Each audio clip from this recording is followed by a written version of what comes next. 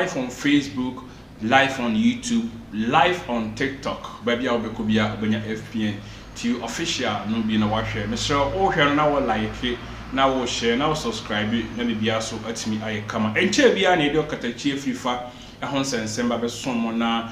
beef fufuro bi assign ashase asaye se bola suja no ase ede ase na tese jawa ase but na tese esoro no unhwehwe ya nyina ye nim se Okatakyie Afrifa emebi atwam kopie mu TV XYZ eho ena na wo ye adwuma na anche bia ena ofiri TV XYZ na obaye no that time na nipa wo ye general manager at that time still now me gidi so no na dey so ye general manager your friend Mugabi no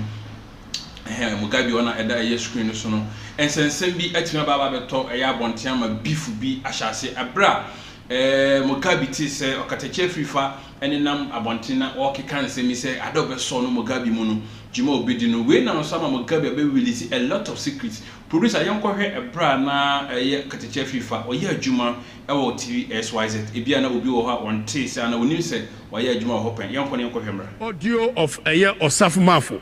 edika ka chem se Osafumafo otiwe se emere bi ba na se yenya any regime a oye serious na opese opanish nkrofo ema sa nkrofo no ehunu se sebisabi udi bone kura no a wawu a we will make sure na Okatakyie Afrifa no ye adwuma wo ye TV XYZ na ofiri ho no hena chese wa ye content crotches se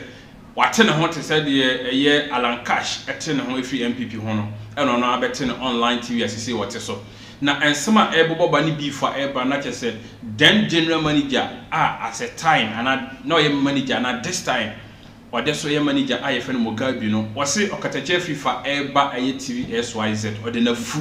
ene baye na nsem bi oba betan ho be kekan na chese branch no ni credibility se wafana fufura onfa ma no Mugabi ene president Mahama ne ba eye sharafo so yenko ni konkotie sa ensem no bi emra I will stop all of you. Yes. Uba tu ye ofia ana ofia na ka ko e na ofia so batra ho aso ofia uba ye se wa na ko e uba ye wa na ko e wa na pa mo se wa na ko e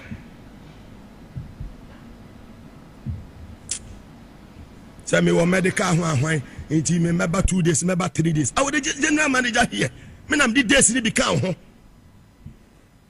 uba aso bia ni wanya problem busumi so ani etwa ka pepepepepe na so ahomaso a wo so na fa won ko ba bia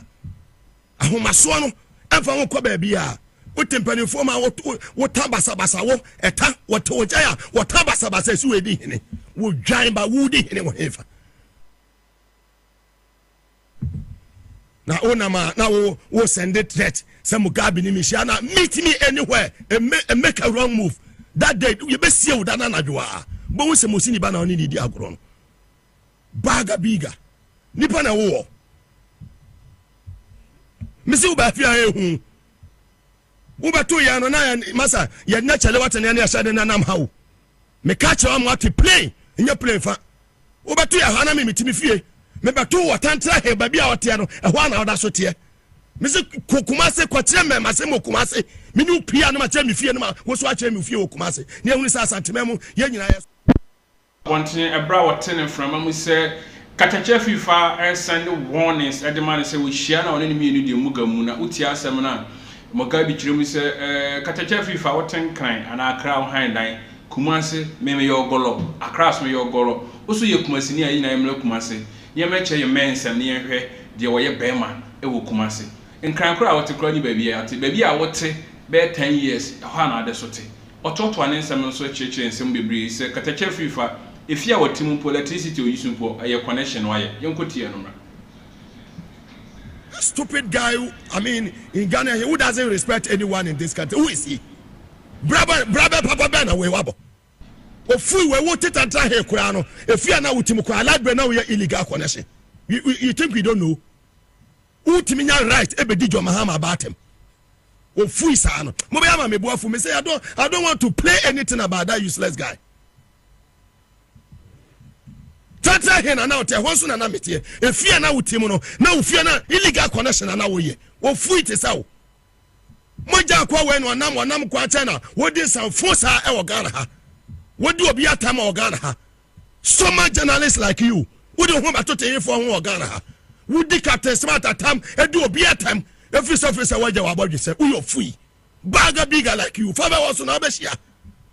baga bigger like you me say father was na obeshia aba funu e wo Ghana ha na ba wo se mosini ba na oni ni di agoro no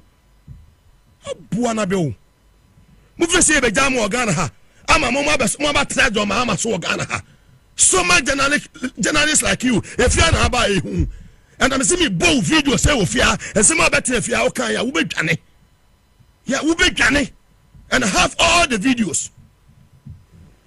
Udu afune nam uni credibility bia wo Ghana ha ena me wo ba wo mia ese me wo Alan ese me wo me Akufuado ese me John Mahama ekom de wo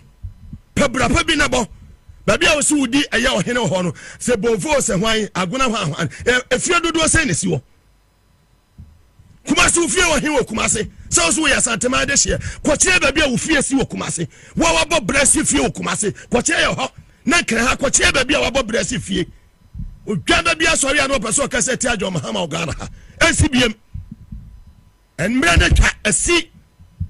Matiasim esi NCBM sa jandama juma na maya ma jere samo ba ba o Ghana ha I will stop all of two ja after say what is a year Okatakyie Afrifa etotobo edeba park so kasa editia John Dramani Mahama ne ba Sharif na ono Mugabi ne ebi so ne so na Okatakyie Afrifa yesra so to respond ya menda so because social media beef baso a ena yeso ye ni Japan yesra woni di mu se beef no omo munim Okatakyie Afrifa ni page se beef we ne sankan a mo fan tag no na ono so mtimi respond na beef no ntimi nyede we na ma social media no eso etimi yede Okatakyie Afrifa wa meeting meter bukum banku ni bukum air boxes na bro ne de me sure say maso but this is the rare battle Okatakyie Afrifa respond to a year Mugabi na yemfa dwumadi no enhihye Sudan da bia esan say wo de oso obi akanwa enya de so be mana fa ne ho dinti ye bompa ye say obi de sa video e be tagyo keke na wo de respond at me aba hi FPNTV official live on Facebook, live on YouTube, live on TikTok. Oh here na do adwenkyira ba oh share na wo like na wo subscribe na bibia so etimi kama and let me di dwumadi ni bisia igusu wo studio ha de be to form e wo abefa fidin tentan so bia no mesama ba na me de aba be som makram audio of Osafo Mafo edika ka chem say Osafo Mafo otiwei say emere bi ba na say yenya any regime a oye serious na opese opanish nkrofo ema sa nkrofo no ehunu say sabi yo udi mone kura no a wawu a we will make sure say sa you can say